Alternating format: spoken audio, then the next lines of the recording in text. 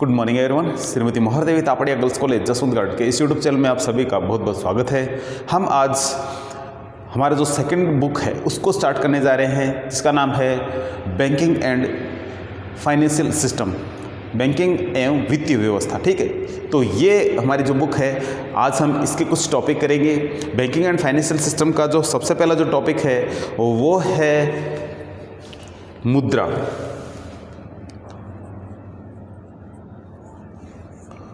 तो आज हमारा पहला टॉपिक यही है मुद्रा। मुद्रा का अर्थ क्या है, मुद्रा क्या होती है, इसके बारे में बात करेंगे। इसके बाद हम बात करेंगे मुद्रा की प्रकृति या विशेषताओं की। तो सबसे पहले हमारा टॉपिक है मुद्रा। मुद्रा क्या होती है? मुद्रा से हम सभी भली भांति परिचित है। मुद्रा को हम डेली हमारे दैनिक जीवन में उपयोग में लेते हैं, तो इससे मेरे ख्याल से ऐसा कोई नहीं होगा जो अनभिज्ञ होगा। मुद्रा को हम सभी लोग जानते हैं। फिर भी इसके बारे में बात करें कि मुद्रा क्या है, तो मुद्रा के कोई परिभाषाओं की बात करें तो आप समझ पाओ कि मुद्रा क्या है। वैसे आप डेली इससे रूबरू होते हो, डेली इसको देखते हो रोजाना, और दैनिक हमारे जीवन में ये उपयोग होने वाली चीज़ है।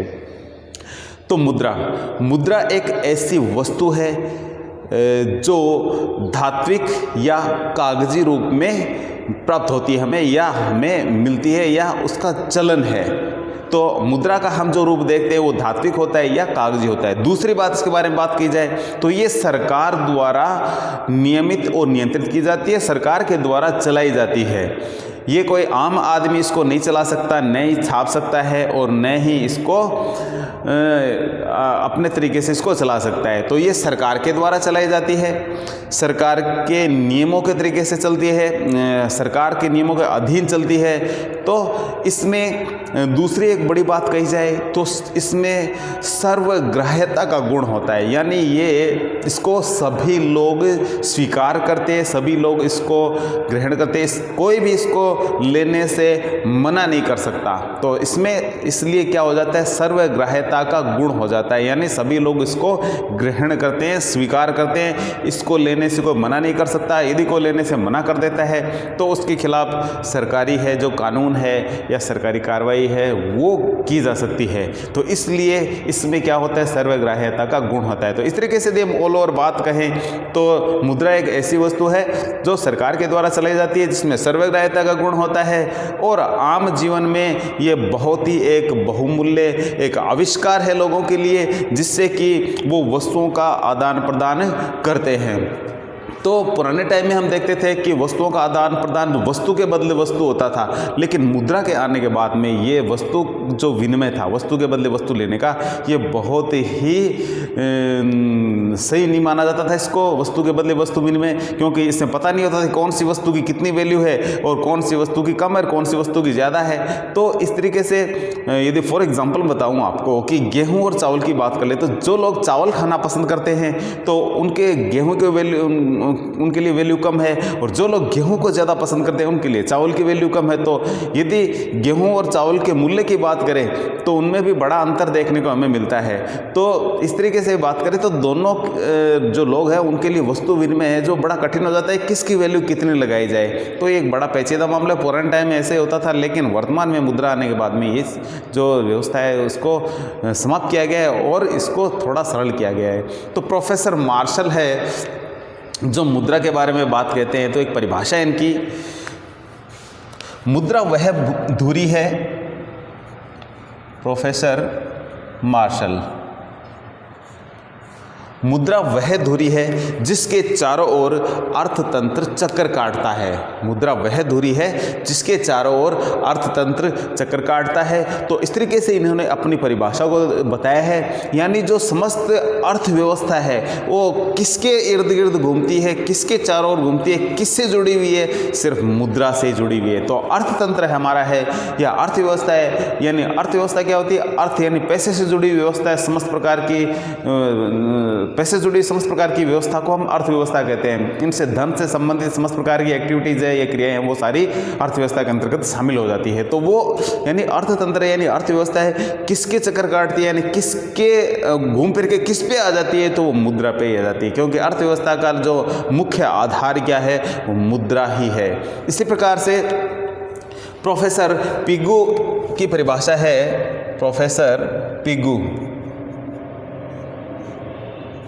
प्रोफेसर पिगू है जो आर्थिक जीवन के रूप में इसको लिपटा हुआ वस्त्र मानते हैं कि मुद्रा क्या है। मुद्रा एक ऐसी चीज़ है जो आर्थिक जीवन में एक लिपटा हुआ वस्त्र है, यानी अर्थव्यवस्था है किसके अंदर लिपटी हुई है, सारी की सारी मुद्रा के अंदर लिपटी हुई है। तो इस तरीके से इनकी परिभाषा है। तो ऑल ओवर दी परिभाषाओं की बात करें तो कहने का मतलब ये आता है, और कुछ अर्थशास्त्री इसको विधान की दृष्टि से देखा जाए, अलग अलग इसकी परिभाषाएं दी गई है, वैधानिक आधार पे, प्राकृतिक आधार पे, या अन्य जो इसके और भी आधार जिन पे नेक्स्ट टाइम डिस्कस करेंगे आगे।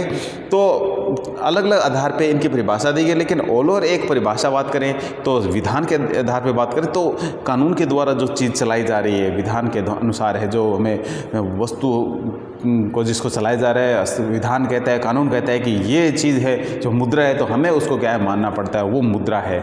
कानून के द्वारा चलाएगी कोई भी वस्तु मुद्रा के रूप में यदि कहा जाए कि ये मुद्रा है, तो हम उसको क्या मानते हैं, मुद्रा के रूप में मान लेते हैं, चाहे वो धात्विक हो, चाहे वो कागजी मुद्रा हो, और वो चाहे किसी भी रूप में हो, किसी भी उसकी शेप हो, उसको सबको हम क्या करते हैं, स्वीकार करते हैं। तो अलग अलग तरीके से इसकी परिभाषाएं हैं। अब हम बात करते हैं कि मुद्रा की प्रकृति या विशेषताओं की। तो मुद्रा की प्रकृति और विशेषताएं हैं, हेडिंग डालते हैं, मुद्रा की प्रकृति या विशेषताएं।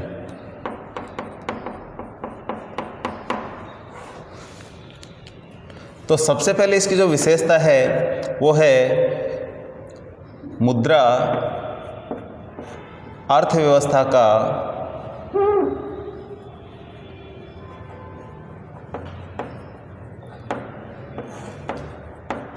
सक्रिय साधन है।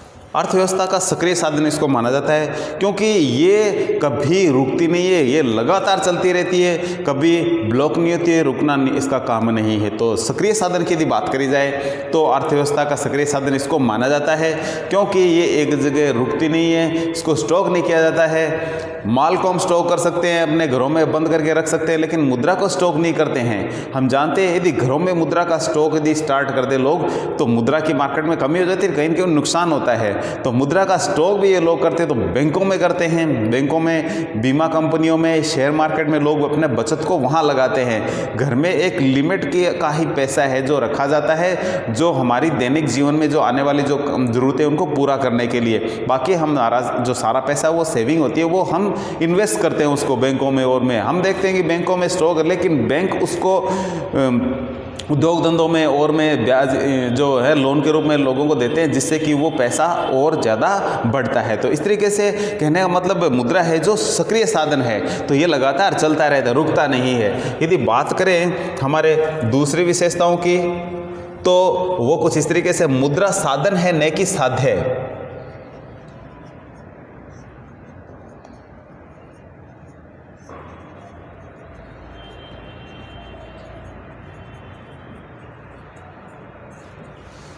यानी मुद्रा एक साधन है जिसकी वजह से हम दूसरी वस्तु ले सकते हैं। मुद्रा साध्य नहीं, साध्य हम लोग हैं, ठीक है, जिसके हम लोग क्या है, मुद्रा साधन है जिसकी वजह से हम दूसरी चीज़ें ले लेते हैं। साध्य कौन हो गए, हम हो गए। हम जाकर के मुद्रा को लेके जाते हैं और बदले में हम दूसरी चीज़ ले लेते हैं। तो इस तरीके से साध्य हम है और मुद्रा केवल साधन है। मुद्रा खुद चल के नहीं जाती है, या मुद्रा खुद काम नहीं कर सकती। मुद्रा एक साधन है जिसकी जगह हम खुद जाकर काम उसको काम में लेते हैं। तो कहने का मतलब ये हुआ कि मुद्रा खुद कुछ नहीं कर सकती है, जब दूसरे के हाथ में आएगी तब ये काम करेगी। यदि कहीं एक जगह मुद्रा पड़ी हुई है, ठीक है, कमरे में कोने में, तो वो काम नहीं कर सकती है। काम में यदि उसको लेना है तो उसको दूसरे की सहायता लेनी पड़ती है। तो सहायता कौन करता है, मनुष्य करता है, मनुष्य के द्वारा उसको उपयोग लिया जाता है। तो कहने मतलब साध्य हमें मुद्रा केवल साधन है जिसकी वजह से हम अन्य चीज़ें हैं जो ले लेते हैं। बात करें हम इसके तीसरी विशेषता की, तो वो कुछ इस तरीके से है, मुद्रा में सर्वग्राह्यता का गुण होता है।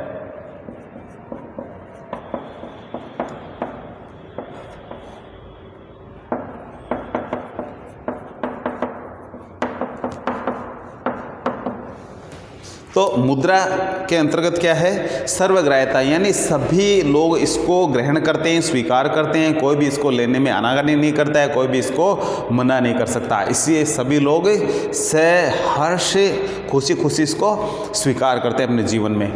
तो इस तरीके से इसको सर्वग्राह्यता का गुण माना गया इसके अंतर्गत। चौथा है, मुद्रा तरल संपत्ति है।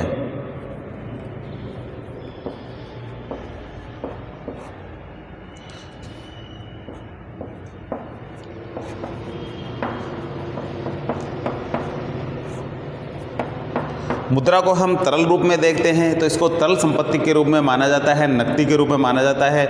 और यदि बात करें तो तरल संपत्तियां और कुछ स्थायी संपत्तियां होती है, जैसे कि भवन है, बिल्डिंग, मशीनें वगैरह, तो इनको हम तरल संपत्तियां नहीं मानते हैं, क्योंकि तरल संपत्ति वो होती है जिसको हम तुरंत काम में ले लें। हम संपत्ति या अन्य कोई प्रकार का हमारे पास कोई जैसे ज़मीन हो तो उसको हम तुरंत काम में नहीं ले सकते, उसको बेचना पड़ता है, फिर हमारे पास पैसा आता है, फिर हम उसको किसी दूसरे काम में ले, लेकिन मुद्रा को सीधे हम काम में ले सकते हैं, इसलिए तरल संपत्ति के रूप में इसको माना गया है। नेक्स्ट इसका जो बात करें विशेषताओं की, वो है उत्पादन वितरण में सहायक है। ये साधन भी कह सकते हैं इसको, उत्पादन एवं वितरण में सहायक। तो उत्पादन कार्य है या वितरण का जो कार्य है उसमें मुद्रा का बहुत बड़ा रोल होता है, क्योंकि उत्पादन करेंगे तो हमें कुछ पैसे चाहिए, मुद्रा चाहिए, जिसकी वजह से हम उत्पत्ति के साधन उनको पैसा चुकाएंगे तभी तो उत्पादन करेंगे। तो उत्पत्ति के साधनों को पैसा कहाँ चुकाएंगे हम, तो इसलिए मुद्रा की हमें ज़रूरत पड़ती है। तो इसलिए उत्पादन के में सहायक है। वितरण का मतलब है हम यदि कोई उत्पादन कर लिया हमने तो लोगों को किस रूप में पैसा बांटेंगे, यानी कि उसके बदले में क्या देंगे, तो वो मुद्रा ही है जिसका वो एक मूल्य होता है, जो हम लोगों को कह देते कि हाँ भी आपने इतना काम किया तो हम इसको आपके काम का आपको पारिश्रमिक मिल गया है। तो इसलिए कहने का मतलब यही है कि उत्पादन और वितरण में मुद्रा ही सहायक है, मुद्रा के अलावा दूसरी कोई ऐसी कोई चीज़ नहीं है जिससे कि आप उत्पादन और वितरण के कार्य में लगा सको। तो इसलिए इसी से ये कार्य संभव होता है। नेक्स्ट बात करें तो वो है उपयोगिता की भिन्नता।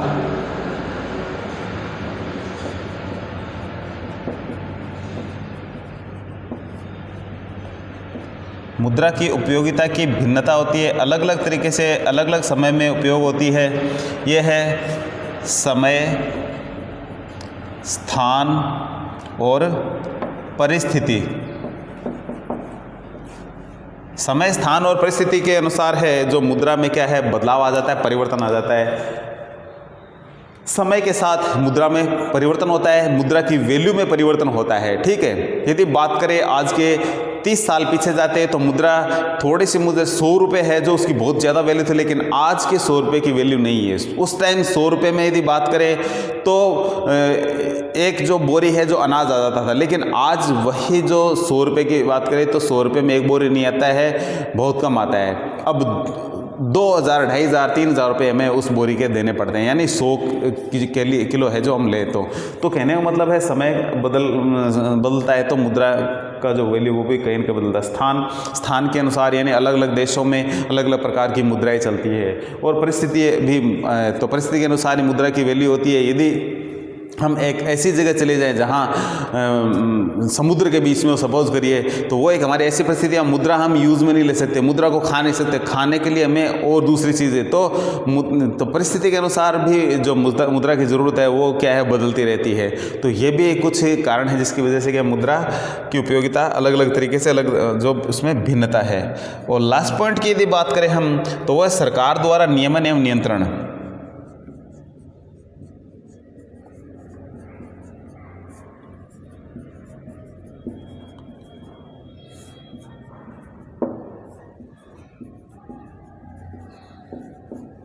तो मुद्रा है जो सरकार द्वारा नियंत्रित की जाती है और नियमित की जाती है। नियम है जो सरकार के इसमें लागू होते हैं। तो इस तरीके से मुद्रा पे समस्त प्रकार का जो कंट्रोल है किसका होता है, सरकार का ही होता है। तो आज के वीडियो में इतना ही, मिलते हैं नेक्स्ट वीडियो में नेक्स्ट टॉपिक के साथ। तब तक के लिए धन्यवाद। अपने वीडियो को लाइक कीजिए, वीडियो को शेयर कीजिए, यदि चैनल को सब्सक्राइब नहीं किया है तो ज़रूर कीजिए।